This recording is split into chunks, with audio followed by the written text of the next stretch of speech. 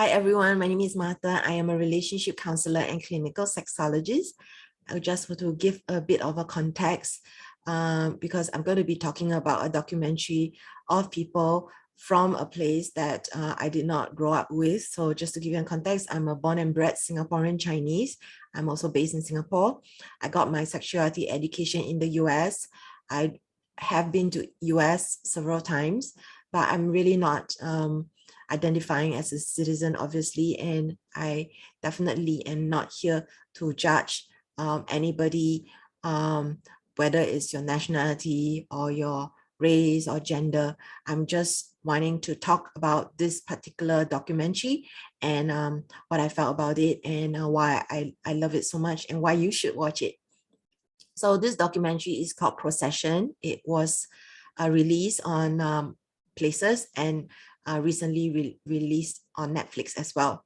So it started with a press conference in 2018 in Kansas City, where a group of men were filing a case and against the sexual violence they experienced, and there was a press conference. So when it was aired in the news, the filmmakers and the drama therapists contacted these men, and then they came together to form a group of 6 men who were willing to go through this process. So in this process of the drama therapy, what happened was each of them did receive like private sessions as well to and support to come up with the scene that they would like to reenact or they would like to happen, so that it can bring them the most benefit in terms of like healing and closure. And sometimes it may not even be actual scene. I did not see like every single one of them having a scene in the documentary, or maybe I might have missed it, even though I have gone back and looked at it several times. So what happened was I thought that they would be reenacting those scenes, but in reality, what they did was they ran an audition and they got one boy to represent all 6 of them. And this one boy, his name is Tarek.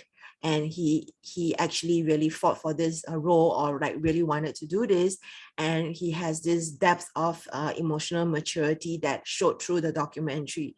So Tarek was the like one shining light through this, and I was so moved by it because it was like this maturity and consciousness and experience of being able to be around men who are not trying to be the typical macho males. They were like being authentic, they were real, they were vulnerable, and they also shared at the start of the documentary that they have done different kinds of work to heal themselves, and it wasn't really working. So that's when I started to really understand the value of this drama therapy. So like I mentioned again, the scene is such that Tarek would stand in for each of the 6 men, and then the men would decide like what kind of a scene they want, and the rest would come in as actors. So the acting sometimes was so realistic that it was a bit like scary for me. But then I also found myself smiling because I know like through the pain, healing was happening. So I was like cheering them on. So I found myself smiling during the watching the movie. And of course, I was like crying and laughing and cheering them on because as a practitioner myself, I really understand like just because something is difficult and painful, it doesn't mean that we should just stop doing it. Yeah, so some faces were more prominent in the documentary, and some of them were as simple as like ringing the church bell. Some of them was like revisiting another church again because they have like maybe like sworn never to step foot to it. And then there was one person who shared like being able to step foot into the church and knowing that they were allowed to use the church as a set. Like even being able to just say things like that, you know, being able to differentiate that in their head, like that was the past and now we're acting. Like that is really like powerful to me. Like I think stage came up. And so what happened was like saying like, they're so touched that somebody cared enough to allow them to use the church as a place to do their scenes. And like even like the confession, the baptism was the first filming. And it started with Michael's scene. And so the procession going down the church as altar boys, and then having the baptism was another scene. And then like spilling the incense burner, getting like menacing look from the priest, running away, like all these were like created by them. For some of them, it was revisiting the place that they were assaulted. They were told that they must have forgotten, they must have lied, but to be able to find the actual places, like how can a boy come out with this out of nowhere? And then there was this blurring of nightmares, and then realizing that the nightmares were actually memories, like they were repressed memories. And so it was really powerful to see all these coming up. And it's not really like linear. It was like different pieces and different times and they just put it all together. So I don't want to go into so much of the like spoiler. I really recommend that you watch it. I want to say that there are a few things that I really want to share. There's one scene where one of the men actually shared that when the assault started to happen, when the abuse started, they have this habit of rocking, and their therapists actually said that you're doing it, you are disassociating. So I want to say that what he was doing, the rocking, is actually to regulate his emotions. And the term for it is steaming, S-T-I-M, steam. And basically it's what we do, all of us, to regulate our emotions. So like shaking, or like certain like quirks that we do. And so this was not about him disassociating, in my opinion. This was him regulating his emotions. And I felt that his therapist actually said it wrongly. And I don't blame the therapist, because we are not perfect. We only do what we can do to the extent of the knowledge that we have. I just wanted to say that was something that I was like, I wish they knew that. So that was that, the steaming. And the next thing I wanted to say was one of the location scout who's been in the industry for 20 years, who is a survivor, actually then joined in the show. Apparently, like it wasn't clear in the documentary, but then I read some online reviews. And so what happened was he saw like how healing it was to actually go back to the spot that all that happened, and to get some kind of closure, and for things to shift, and like for the nightmares to stop, right? So he wanted to also go and find the place that he was assaulted. And it turns out that he and his brother were both assaulted by the same priest. And they went and looked for it, and they couldn't find it.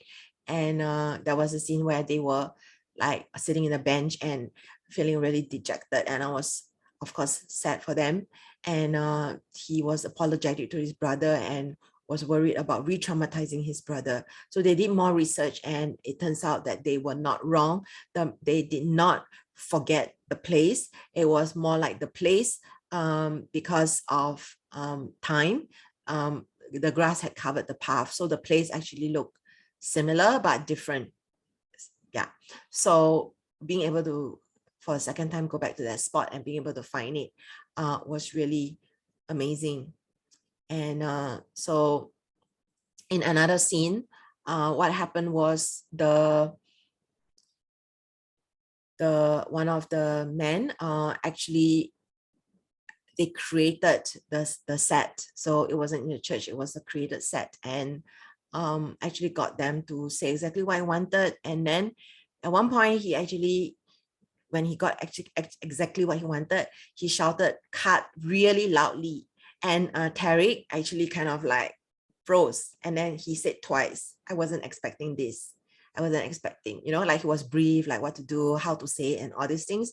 And then when the person who, this is his scene, he was watching the actors, and then he shouted really loudly "cut," Tarek had a shock.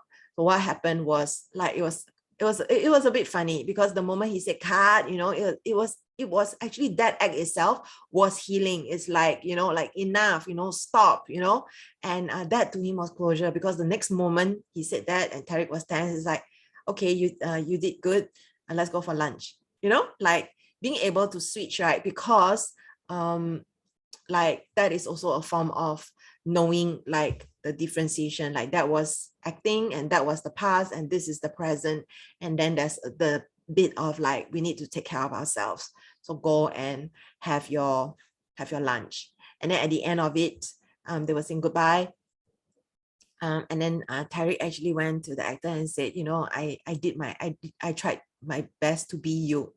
And that was so sweet. I felt like he was the healer with his maturity. He was the healer. He was standing in for the man, and he needed this big personality, this confidence and assurance in himself.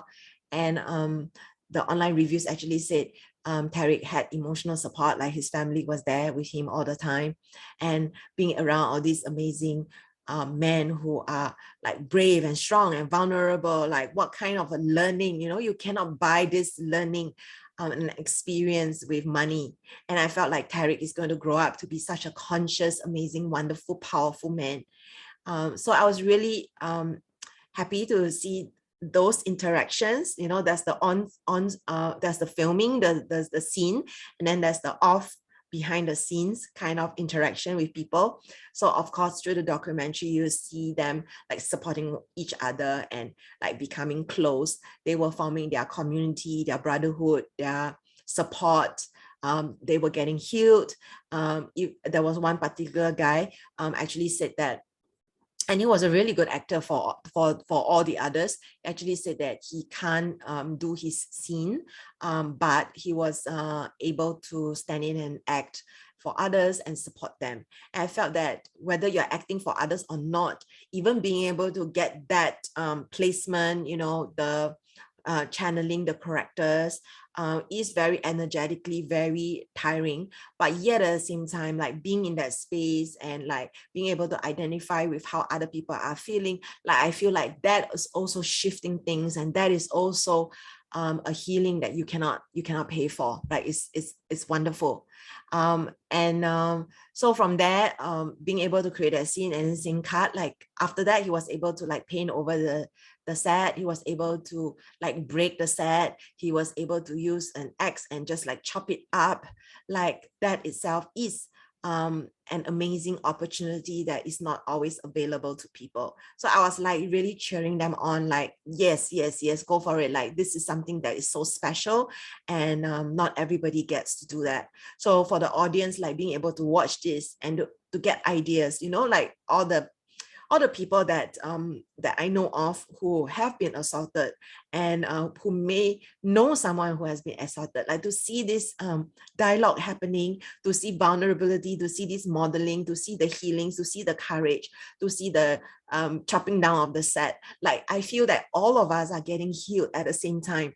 All of us have seen and known and heard and of sexual violence, and all of us know of somebody, if not ourselves, who have gone through sexual violence. So it's really important to have more of this dialogue and documentaries, like showing what's real.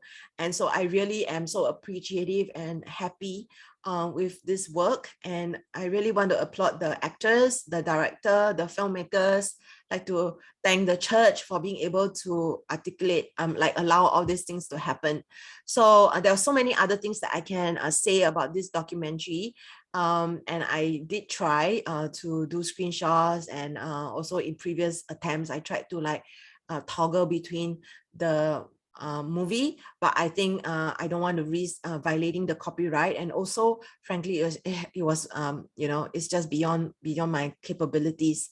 So I feel like I feel complete. I would like to still end off by encouraging you to watch this documentary, and I've given you my thoughts about this. And it is difficult to watch. even for me, right? It's difficult. So I almost stopped watching it at the start, and several times through the documentary, I wanted to stop watching it. But I really would like to encourage you to pace yourself and breathe through it, and to know that it doesn't have a happy ending to some extent. They are getting healed, they are getting closure, and it's so important, even if you are triggered, to really brace yourself and really watch it, because all of us need to learn about this, and all of us need to understand the importance of showing up for one another. And by watching that documentary, being able to become more insightful about it, becoming more have more empathy for survivors, to be able to see some of the modeling around, like supporting each other. Like, that's really important. Like, sometimes supporting people is not about like what you say. You know, like they would go and visit the certain sites, and they would be supported by the other men, right? So that presence is really important. And I feel that not a single second or minute that was put into this documentary, in terms of like going on certain journey or finding certain places, like not a single minute, the work that has gone into it, not a single minute was wasted, because every little second and minute was also part of the process of healing. And it was 3 years. So for us to watch this documentary and have a glimpse of what they went through, I think that by itself is also our way of showing, like, you know, you guys did great, and we want to support you as well.